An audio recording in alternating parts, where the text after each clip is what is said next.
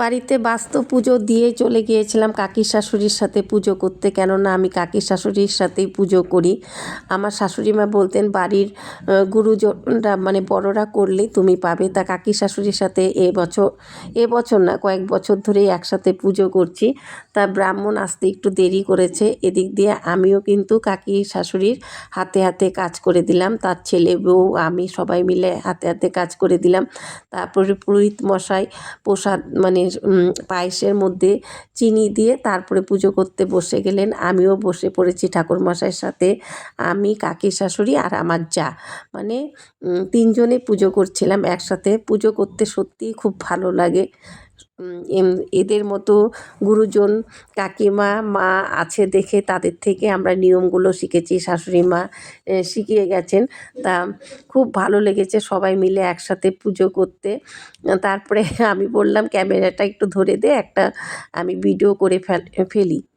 জানো তো আমাকে সকাল সকাল এই পুজোটা করতে দুবার স্নান করতে হয়েছে। একবার বাড়িতে স্নান করে বাস্তু পুজো দিলাম, তারপরে আবার রান্না করে, যেহেতু ব্রাহ্মণ একটু দেরিতে এসেছে, আবার বাড়িতে রান্না করে আবার স্নান করে পুজো দিলাম। উপাস থেকেই করেছি। তা পুজোটা করে কিন্তু সত্যিই ভালো লেগেছে। মন থেকে মানে মানে পুজো দিলে না মনটা একদম আরও ভালো হয়ে যায়। যে কোনো পুজো করলে সত্যি মনটা আরও ভালো হয়ে যায়। কাকিমা কিন্তু সত্যি মানে আমাকেও ডাকতে এসেছে, চল ঠাকুরমশাই এসে গেছে। আমি তার আগে দুবার গিয়েছি, গিয়ে কাকিমার হাতে হাতে কিছু কাজ করে দিলাম। তারপরে কাকিমাকে বললাম তুমি যাও আমি আসছি। তারপরে আমি চলে এলাম।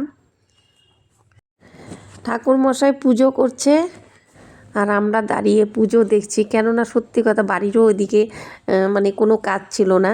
তারপরে গিয়ে দেখলাম পুজোটা সত্যি খুব সুন্দর করে করেছে ঠাকুরমশাই। এদিকে আমার যে যা আছে সে শঙ্খ পোয়াচ্ছে। আমি না নিজেই ভয়েস দিলাম, তবু ভয়েসটা দিতে আমার অত ভালো হয়নি, কেননা আমারও এই দিক দিয়ে ঠান্ডা লেগে গেছে।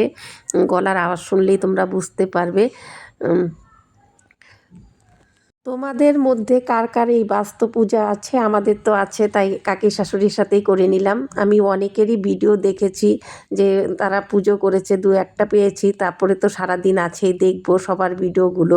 খুব ভালো লাগে একটা পুজো যদি আমরা তুলে ধরতে পারি, এর থেকে আর আনন্দের কী আছে।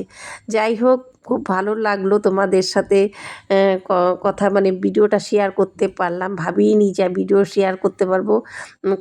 কথায় বলে না যে ভগবান যা করে ভালোর জন্যই করে। আমি কিন্তু এতটা আশা করতে পারিনি, তবে আমাকে একজন ধরে দিয়েছে দেখে আমি ভিডিওটা তোমাদের সামনে তুলে ধরতে পারলাম। আমাদের এখানে সবাই অনেকেই এই পুজোটা করে, খুব ভালো লাগে। আমার বাপের বাড়িতেও এই পুজো আছে, আমার শ্বশুর বাড়িতেও এই পুজো আছে। যাই হোক, ভিডিওটা তোমাদের কেমন লাগলো কমেন্টের মাধ্যমে জানাবে। আর কে কী পিঠে করলে সেটাও কিন্তু ফটো বা ভিডিও যেটাই করো সেটা করে ছাড়বে। খুব ভালো লাগে সবার ভিডিওগুলো দেখতে, আমার তো ভীষণ ভালো লাগে। তাহলে রাখছি, দেখা হচ্ছে নতুন কোনো ব্লগে।